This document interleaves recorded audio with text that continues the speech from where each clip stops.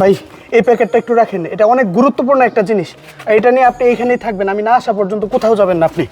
আরে ভাই, আরে আরে ভাই, এরকম একটা মিষ্টি কারণ ধরায় দিল, আবার লোকটা চলেও গেল। এটা কি করলো বুঝলাম না। লোকটা এই জিনিসটা দিয়েও গেল, আবার বললো অনেক গুরুত্বপূর্ণ জিনিস। লোকটা আসার আগ পর্যন্ত আমি এখানেই থাকতে হবে। কিছুই তো বুঝলাম না, মাথায় ধরতেছে না। দেখি তো কি গুরুত্বপূর্ণ জিনিস আছে এটার ভিতরে। আরে এ তো হচ্ছে টাকা। আরে লোকটা এতগুলো টাকা আমাকে দিয়ে গেল গা। আরে আমার তো টেনশনে বেলায় দিল। আমি অনেক টাকা দিয়ে কী করবো? আল্লাহ, এতগুলো টাকা কি যে করি। না, টাকাগুলা দেখানো যাবে না মানুষকে।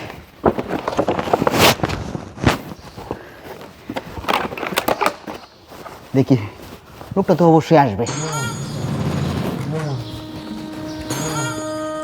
ভাইয়া, আমি সেই সকালে ভার্সিটিতে আসছি না খেয়ে। আপনার হাতে একটা মিষ্টির প্যাকেট আছে, আমাকে ওইখান থেকে একটা মিষ্টি দিবেন? আমার খুব খিদা লাগছে। না না না আপু, এখান থেকে মিষ্টি দেওয়া যাবে না। আমি আমি এখান থেকে আপনাকে মিষ্টি দিতে পারবো না, সমস্যা আছে। কি বলেন ভাইয়া? আপনার এখানে এক প্যাকেট মিষ্টি, আমাকে এইখান থেকে একটা মিষ্টি দেন। আমি খুব ক্ষুধার্ত, একটা মিষ্টি খেয়ে আমি একটু পানি খাই। না না না আপু, আমি এখান থেকে মিষ্টি দিতে পারবো না।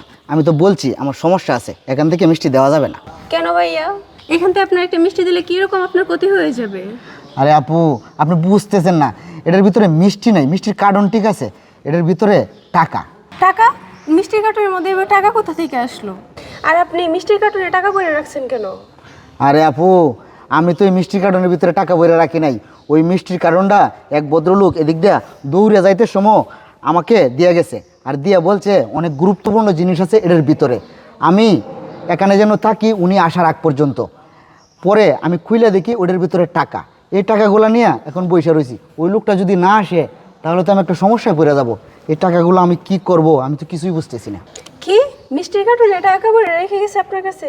এই খুলেন দেখি, কত টাকা রেখে গেছে দেখি, খুলেন খুলেন। না না না আপু, এই কার্টন খোলা যাবে না। আমাকে একজনে দিয়ে গেছে, উনি না আসা পর্যন্ত আমি এই কার্টন খুলতে পারবো না। এই আপনাকে খুলতে বলছি না, আপনি খুলেন, আমি দেখবো। আপনি খুলেন, দেন আমি খুলি, দেন। আরে আরে আরে আপু, আমি খুলতেছি, আমি খুলতেছি, আমি খুলতেছি। এত টাকা? আপনি বোকা নাকি? এই টাকা নিয়ে আপনি এখানে বসে আছেন? আপনি একটা কাজ করেন, আমি আপনাকে একটা বুদ্ধি দিই। আপনি আমাকে কিছু টাকা দেন, আর বাকিগুলো নিয়ে আপনি চলে যান। আজকালকার টাকা কীভাবে রেখে যায়? যেই লোক চলে গেছে উনি হয়তো চুরি করে আনছে, তাই আপনাকে পাঠানোর জন্য এখানে রেখে গেছে। না না না আপু, আমি আমি এই টাকা নিতে পারবো না, আর আপনাকেও আমি একটা টাকাও দিতে পারবো না। আমি আমানতের খেয়ানত করতে পারবো না। একজন টাকাগুলো রাইখে গেছে, উনি যতক্ষণ পর্যন্ত না আসবে আমি এখানে বসেই থাকবো। ও আচ্ছা, হ্যাঁ আমি বুঝতে পারছি। ভাইয়া আসো, আমাদের কাজ হয়ে গেছে। আরে স্যার, আপনি এই এই লোকটাই তো আমার এই মিষ্টি কার্টনটা দিয়ে গেছে, এই টাকাগুলা দিয়ে গেছে, দিয়া ওই দিক দিয়ে দৌড়ে চলে গেল। আমাকে বলছে যে আমি যেন ওই মিষ্টি কার্টনটা কাউকে না দিই, উনি না আসা পর্যন্ত। দেখছেন দেখছেন, এই যে উনি আইসা পড়ছে। আর আপনি বলছিলেন উনি আসবে না টাকাগুলা ভাগ করে নেওয়ার জন্য। আরে আপনি আমার কাছে মিষ্টির কার্টন দিয়ে ওই দিক দিয়ে চলে গেলেন কেন? আর এতগুলো টাকা কি কেউ মিষ্টির কার্টনের ভিতরে দিয়ে যায়? আর একটা কথা বুঝলাম না, উনি আপনাকে ভাই বলতেছে, উনি আবার বলছিল এই টাকাগুলো ভাগ করে নিয়ে যাইতে।